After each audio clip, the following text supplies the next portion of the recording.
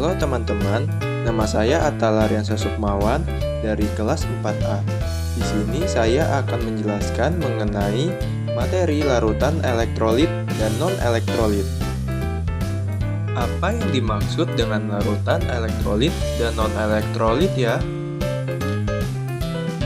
Larutan elektrolit adalah larutan yang dapat menghantarkan listrik. Sedangkan larutan non-elektrolit adalah larutan yang tidak dapat menghantarkan arus listrik. Mengapa suatu larutan dapat menghantarkan arus listrik dan ada juga larutan yang tidak dapat menghantarkan arus listrik?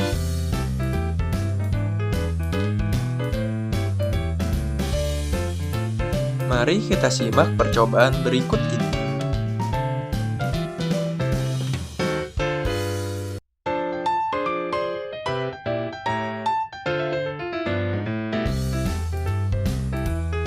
Yang pertama, kedua batang elektroda dimasukkan ke dalam larutan garam.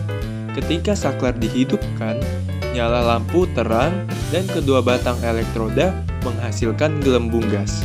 Untuk uji yang kedua, batang elektroda dimasukkan ke dalam larutan asam klorida. Ketika saklar dihidupkan, didapatkan bahwa lampu menyala terang dan kedua batang elektroda juga menghasilkan gas.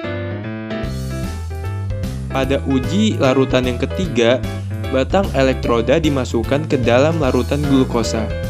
Ketika saklar dihidupkan, ternyata lampu tidak menyala dan kedua batang elektroda tidak menghasilkan gelembung gas. Untuk uji yang terakhir, kedua batang elektroda dimasukkan ke dalam larutan urea.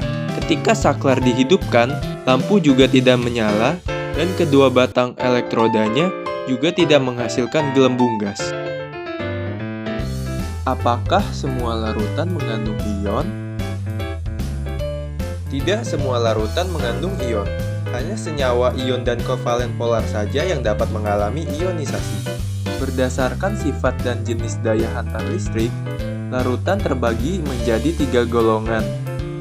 Di sini ada ciri-ciri larutan elektrolit kuat, elektrolit lemah, dan non-elektrolit yang dapat dilihat oleh teman-teman. Lalu, ada juga contoh larutan elektrolit kuat, larutan elektrolit lemah, dan non-elektrolit.